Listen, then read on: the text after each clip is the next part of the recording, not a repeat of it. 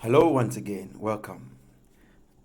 We want to continue with the idea of investing for our kids. The last time I discussed why it is important to invest for your kids, and we got to know that, gone are the days when it was about cocoa farms and it was about, you know, property. It's important that we just don't leave our kids property, but actually leave them financial aid. The best we could do as parents is to make our kids enjoy comfortable life as they grow. And since we are not born into homes of billionaires and millionaires, we need to develop the habit of taking a part of our income or the amount we get and give to our kids. We know that we've come to understand that investing for our kids helps makes their life much easier. I believe that's the purpose of life. We need to, for every generation, it shouldn't become difficult for them. Rather, we should ease the pressure. And I think if I can't be a millionaire, I should help my son or my daughter to get on the journey of becoming a millionaire, not to go through the struggles I went through, especially when it comes to finances. So today, I want to discuss teaching our kids about investment. Teaching our kids about investment, or making our kids cultivate the habit of investment. Why is that necessary? Because you don't want to invest for your kid and in the long run they mess up the investment you've left for them. I think that would be very bad on our part. So as we plan for their future financially, we would want to teach them how to continue from where we left off. It's important that we teach them to continue where we left off. Very important. So that whatever we saved for them or we invested for them become meaningful. And the concept is when we teach our kids how to invest at an early age, when they hit their 20s, 30s, we live to enjoy the fruits of our labor, of everything that we taught them. So how can we do this? How can we teach our kids how to invest? One way is to go by the Jewish approach that I learned. Get susu box or a jar, 4 of them. And then when you give your kid, let's say you give your kid $10. You teach your kid to take $1, which is 1/10 of it, as tithe for God. I don't know which God you worship, but then take 1/10 for God. I'm a Christian and I believe in tithing or giving to a portion to God. Any amount of money I receive, I consider it not my own effort, but then the fact that it's God who helped me to get the money, even if it's a gift.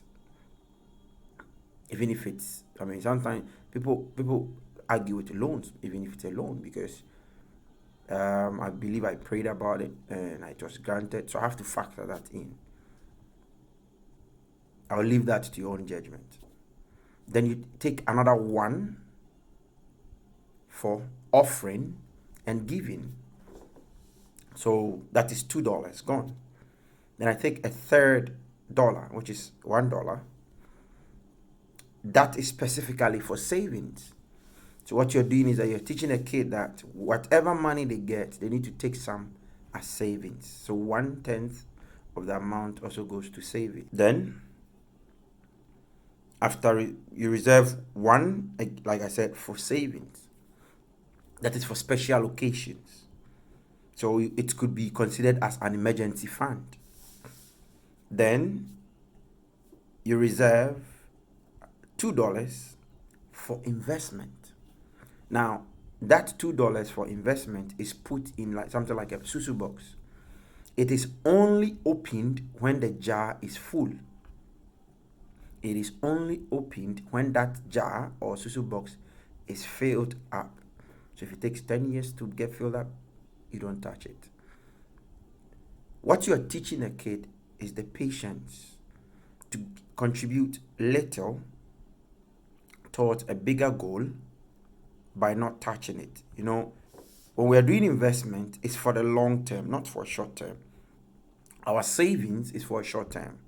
Our investment is purposely for a long term. So we don't want to touch our investment. We want to wait until the investment mature. And that's when our jar is full. This is a home-based investment that you're teaching your 6-year-old on how to do. Then the $5 that is left is what your kid gets to spend. You know, in most of our homes, we spend more than we earn. It's because we were never taught how to discipline ourselves when it comes to expenses.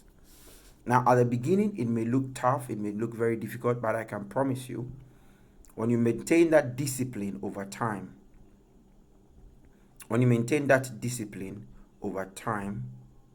it will be worth it. You would have taught the kid something valuable, the idea of spending what you've earned.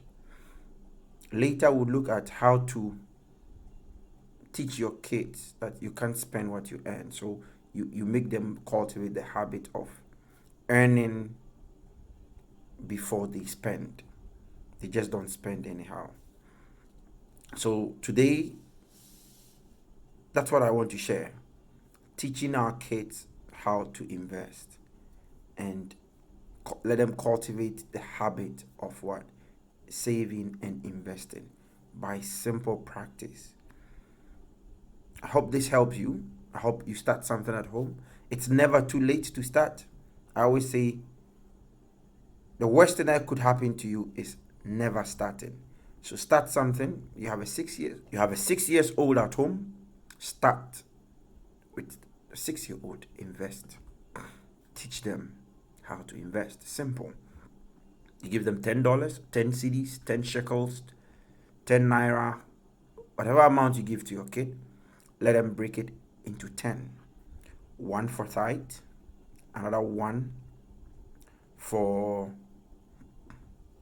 offering and giving, another one as an investment, then 2 is added. The 2 is specifically for investment. And we say that the savings is for special occasions. Then you open it up, a kid could spend it for special occasions, or you consider it as an emergency fund. That's, you are teaching a kid to have an emergency fund. Then the 2 that is meant for investment is put into a susu box or a jar labeled investment. That jar is only opened when the jar is full. Now, along this, you're already doing an investment portfolio with the kid. So when the jar is full, you could walk with the kid to the bank and then add it to the investment you're doing for your kid. So your kid is now learning to contribute to their own future funds. It's a wonderful thing we could teach our kids. Take them to the bank when you're going to open it, especially if you've opened it already as when they are a baby. You can, when they are 6 years or when they've developed the mind to understand certain concepts, walk with them to the bank anytime you're going to. Sometimes just take them there and let your bankers explain what they are doing to the kid. You'll be surprised. They are picking it gradually. And it's one of the best things we could ever do for our kids. Remember, we are doing this not for today, not for tomorrow, but for when they finish their tertiary institution, whether it's a vocational school, teacher training, nursing training, the college, university college, or the university. That's the plan. So imagine from 6 years to somewhere when they are 22, 24, and they've gone through this, they would cultivate the habit of not wasting money, not spending things they've not earned, because you've taught them. And I think this is more valuable than a piece of land. You are equipping them to have strong financial literacy. It's the best we could do for our kids, to give them financial knowledge, how money, we can use small money, we can invest small money and later get a higher return. I hope this video helps someone out there. Feel free to leave a comment. Please don't forget to hit the subscribe button.